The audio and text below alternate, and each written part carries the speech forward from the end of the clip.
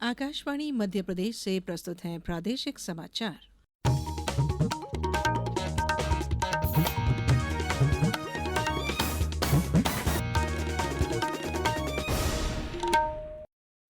नमस्कार, समाचारों के साथ मैं धारणा सचदेव। सबसे पहले इस बुलेटिन के मुख्य समाचार। प्रधानमंत्री नरेंद्र मोदी ने कहा है कि जल सभ्यताओं की जीवन रेखा अगली पीढ़ियों के लिए इसे बचाने की महती जरूरत। प्रदेश में आयोजित रीजनल इंडस्ट्री कॉन्क्लेव से लोगों का औद्योगिकरण के प्रति रुझान बढ़ा, कहा मुख्यमंत्री ने। आईपीएल क्रिकेट आज से शुरू, कोलकाता नाइट राइडर्स का सामना रॉयल चैलेंजर्स बेंगलुरु से होगा। और प्रदेश में पश्चिमी विक्षोभ सक्रिय होने से तापमान में उतार चढ़ाव का दौर जारी। अब समाचार विस्तार से।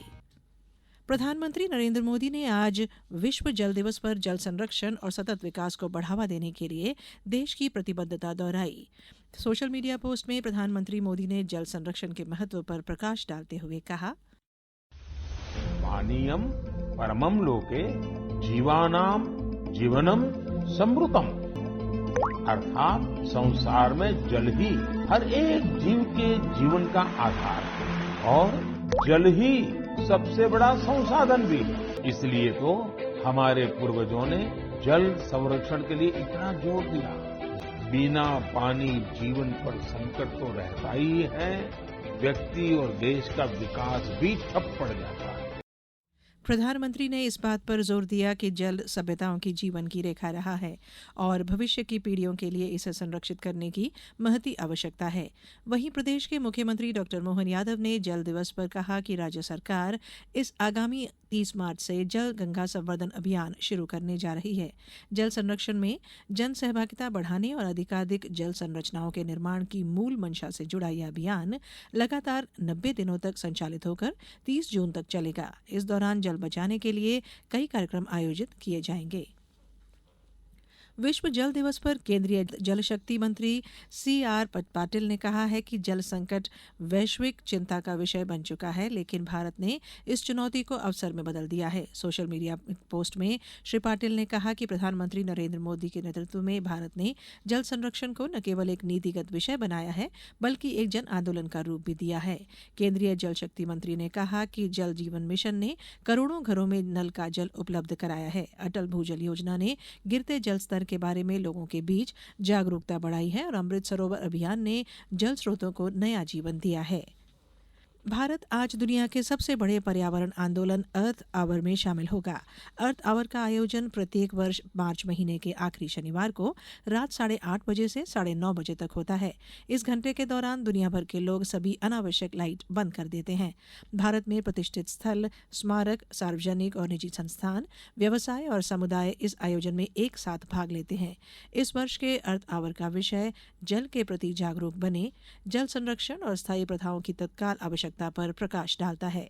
अर्थ आवर पहली बार वर्ष 2007 में ऑस्ट्रेलिया के सिडनी में शुरू किया गया था।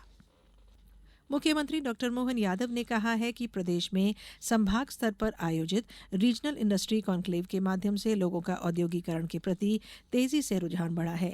अपने दिल्ली प्रवास पर मुख्यमंत्री ने कहा कि प्रधानमंत्री नरेंद्र मोदी के नेतृत्व में जीआईएस के माध्यम से 30 लाख करोड़ रुपए से अधिक के एमओयू हुए हैं। अब निवेश प्रस्तावों के आधार पर कार्यों को आगे बढ़ाने के लिए हम संभाग स्तर पर भूमि पूजन के कार्य प्रारंभ कर रहे हैं। मुख्यमंत्री ने कहा, मुझे इस बात का संतोष है कि जब हमने संभाग स्तर की रीजनल इंडस्ट्री कॉन्क्लेव प्रारंभ की थी तो संभाग में छोटे ऐसे स्थान पर पहली बार इंडस्ट्री कॉन्क्लेव की थी और उसका परिणाम रहा कि हर संभाग में बड़े पैमाने पे औद्योगिकरण के लिए लोगों में रुझान पैदा हुआ, नई नई इंडस्ट्रियों के एमओयू हुए, नए प्रकार से कामों के बारे में बात हुई और उसका परिणाम हमने देखा। 30 लाख करोड़ से ज्यादा के एमओयू हुए। अब हमारा फर्ज है कि हम अपने सभी एमओयू के आधार पर संभाग में जिन जिन इंडस्ट्रियों के प्रस्ताव नीचे जमीन पे उतर करके जमीन के आवंटन के साथ उस पर आगे काम के लिए अवसर देना है, तो इस क्रम को लगातार जारी रखेंगे। मुख्यमंत्री डॉक्टर मोहन यादव ने दिल्ली में भारतीय जनता पार्टी के वरिष्ठ नेताओं से मुलाकात भी की। भारत का सकल घरेलू उत्पाद जीडीपी पिछले 10 वर्षों में 105% की वृद्धि के साथ दुगना हो गया है। वर्ष 2015 में भारत का जीडीपी 2,10,000 करोड़ रुपए डॉलर था, जो वर्ष 2025 में बढ़कर 4,30,000 करोड़ डॉलर हो गया है। अंतर्राष्ट्रीय मुद्रा कोष आईएमएफ द्वारा जारी आंकड़ों के अनुसार भारत अब अमेरिका, चीन, जर्मनी और जापान के बाद दुनिया में जीडीपी के मामले में 5वां सबसे बड़ा देश बन गया है। कहा गया है कि भारत जल्द ही जापान के आगे निकल जाएगा। ये समाचार आप आकाशवाणी मध्य प्रदेश से सुन रहे हैं। ये समाचार बुलेटिन YouTube पर, Madhya Pradesh news All India radio channel पर और फेसबुक साथ ही एक्स प्लेटफॉर्म पर AIR न्यूज भोपाल पर सुने जा सकते हैं। इसके अलावा आप हमारी वेबसाइट newsonair.gov.in पर अथवा न्यूज ऑन AIR ऐप पर भी समाचार सुन सकते हैं। समाचारों में एक बार फिर आप सभी का स्वागत है। Madhya Pradesh power transmission company MP Transco में एक्स्ट्रा हाई टेंशन लाइनों और सब स्टेशनों का हॉटलाइन पद्धति से बिना शटडाउन लिए मेंटेनेंस जॉब ऑपरेशन करने वाले कर्मियों के भत्ते की दोगुनी बढ़ोतरी की गई है। साथ ही प्रति ऑपरेशन के लिए दिए जाने वाले भत्ते में भी दोगुनी वृद्धि कर दी गई है। पहले यह भत्ता 6 रुपए से 40 रुपए के मध्य मिलता था, अब यह 12 रुपए से 80 रुपए तक प्रति जॉब ऑपरेशन के हिसाब से मिलेगा। हॉटलाइन पद्धति के माध्यम से बिना शटडाउन के लिए एक्स्ट्रा हाई टेंशन लाइनों का मेंटेनेंस जॉब करने के लिए कार्मिक को सहमति आवश्यक होती है। भत्ता बढ़ाने का आदेश जारी कर दिया गया है।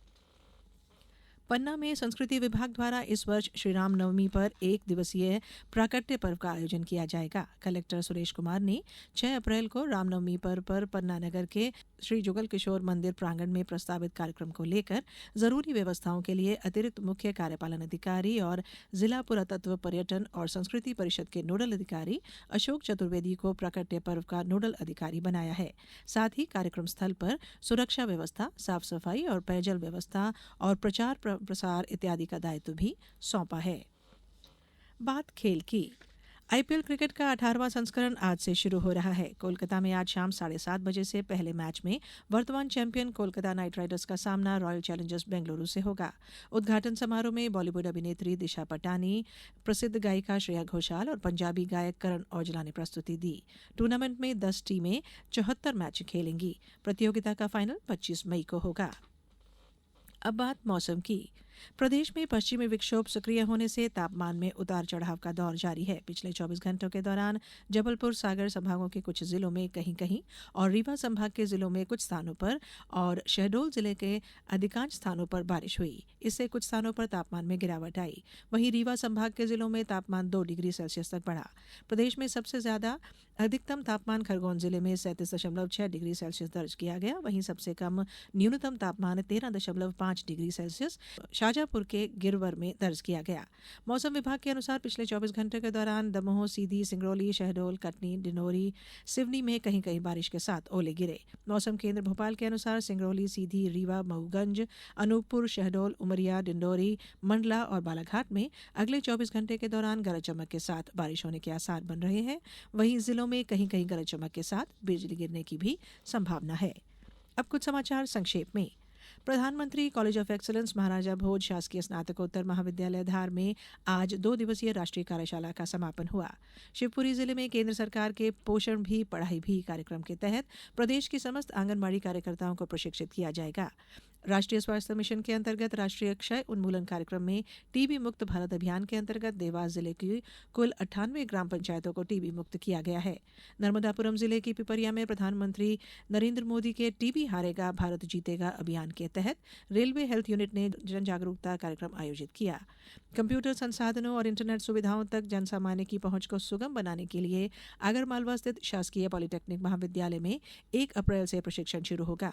इंदौर जिले में जल गंगा जल संवर्धन अभियान चलाया जाएगा। इस अभियान के अंतर्गत जहां एक और नए तालाब बनाए जाएंगे, वहीं दूसरी ओर पुराने तालाबों, बावड़ियों और कुओं का जीर्णोद्धार किया जाएगा।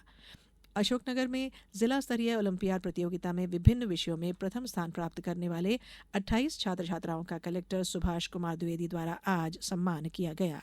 इस बुलेटिन में बस इतना ही। अगले बुलेटिन में कल सुबह 7:10 पर फिर होगी मुलाकात। नमस्कार।